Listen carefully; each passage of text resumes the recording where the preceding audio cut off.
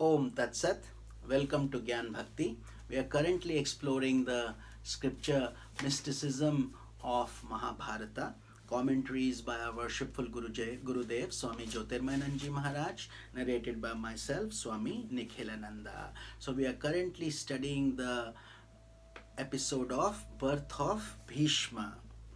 One day, as a prank, those Vasus, we were yesterday discussing that Ganga Ma, after giving birth to the eighth child, King Shantanu got upset with her and she then terminated the marriage and is discussing the reason why she drowned the children. One day, as a prank, those Vasus stole Sage Vasishtha's wish yielding cow, and the sage cursed them to come into human embodiment until their negative karma was exhausted.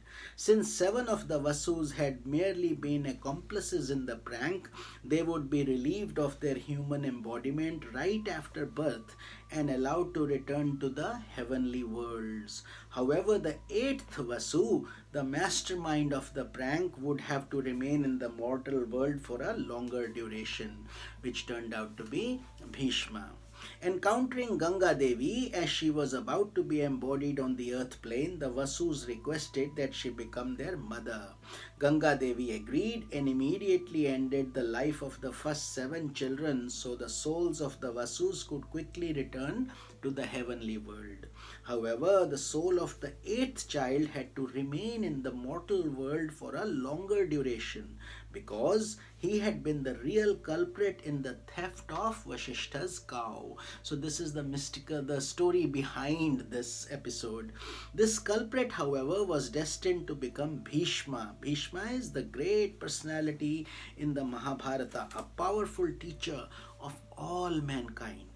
The story of the marriage of Ganga Devi and King Shantanu and the birth of Devavrata, who later would become known as Bhishma, is a fascinating but strange story that may perplex the modern reader.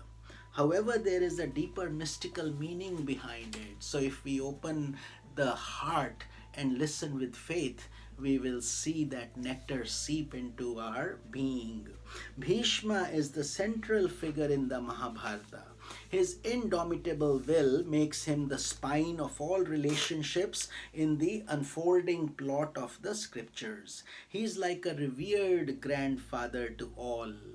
Bhishma represents the power of pure will, the most important aspect in human personality. He symbolizes a will that is rooted in spiritual vision, the dynamic and unwavering will that an aspirant must develop in order to attain mukti or self realization. In order to develop such willpower, one must have serenity of mind, wedded with purity of intellect. Shantanu represents serenity, Ganga Devi represents pure intellect. The development of pure willpower comes in stages. Each stage is encountered and transcended like children born and then drowned until finally there is perfect purity. To illustrate this in another way, if we are cooking some type of lentil soup, we call it dal, we must skim off the foam at the top of the soup three or four times, sometimes many times, until we find it is perfectly ready to enjoy, which means it has boiled properly. Drowning each of the children is like skimming off imperfections in the process of building spiritual purity. You will remember in Srimad Bhagavatam, we had also studied about Lord Krishna's birth. Before he was born, he was the eighth child, and there were seven other kids that were killed by Kamsa, which means in order to get to the perfect stage, we have to sacrifice, go through some purification. So, for 12 years after Ganga Devi disappeared with their son, King Shantanu awaited his return.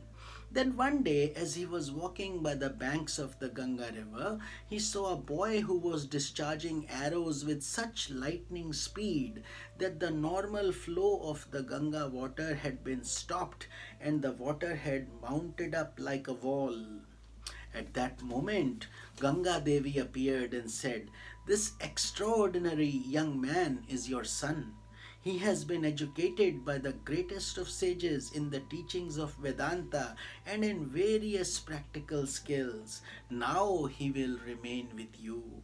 Thus Devavrata was returned to his father after being well trained for his role in life. Similarly, the willpower within an aspirant must be well disciplined before the unconscious has been rendered sufficiently pure for the attainment of self realization. And for this reason, all the guidance we get from sages and saints is to discipline ourselves, build a rhythm, build a schedule, wake up early during Brahma Muhurta, do meditation, bhakti, devotion. All these things require willpower and discipline. So next we will study the marriage of Shantanu and Satyavati and Bhishma's vow, his vrata, Deva Vrata. Joyfully, King Shantanu took Devavrata to live with him in the palace, and in time the young man was crowned heir apparent to the throne. Several years passed, and then one day Shantanu was walking beside the Yamuna river when the most marvelous fragrance caught their attention. He discovered that this fragrance emanated from a lady named Satyavati who had received the boon of this heavenly aroma from a sage. Enhanced by her and desirous of marrying again, Shantanu approached Satyavati's stepfather, who was a simple fisherman, and asked for her hand in marriage. The fisherman said he would gladly agree, but only on the condition that the children born to his daughter would descend to the throne and rule the kingdom, not Devavrata. So see how greed takes over even simple, such a poor fisherman, and instead of thanking his good luck and fortune that his daughter was going to marry such a big king and such a precious blessing, he planned, schemed further to do tricks so that Satyavati's sons could be king, not Bhima. And this is how we get stuck in the, not Bhishma, sorry. So this is how we get stuck in the illusion of the world process. And these are the impurities we are talking about, the cunning thought process that overtakes our daily life. Hearing this, Shantanu thought to himself, "I wish to marry, but how can I disown my own son Devavrata as heir apparent?" So he put a great dilemma to the king. If he marries, then he cannot make his son, who is fully capable and the crown apparent, heir apparent, to be the king. Unable to resolve the dilemma, his mind was filled with agitation and he became more and more sickly. So he was neither here nor there. Inwardly he was desirous of marrying Satyavati, and yet he loved his son. When Devavrata came to know the reason for his father's illness, he himself went to Satyavati's home and to try to arrange the marriage for the king. Bhishma told the fisherman that he would gladly renounce the throne to facilitate his father's marriage. He said, "I won't become king if that would make my father happy." Just imagine what a big sacrifice and how gladly and simply Bhishma agreed to. The fisherman was still more cunning. He said, "You may renounce the throne, but what about your sons? Your sons might fight against the sons of my daughter." Devavrata then vowed, he says, "I am not going to marry. I will be a lifelong brahmachari, a lifelong celibate." Think about this for a minute. What discipline, how much dedication that son of Shantanu, Bhishma, had. And this is why it's called Bhishma Prata, meaning taking such an oath that you will not again fall under the illusions of Maya, the meshes. When this vow was uttered, gods were shaken up. They showered flowers on Devavrata and gave him the name Bhishma, the terribly. It means terrible. Bhishma, out of which his strength is so powerful that everybody would be scared, implying one with tremendous power and virtue. So, both virtuous as well as powerful.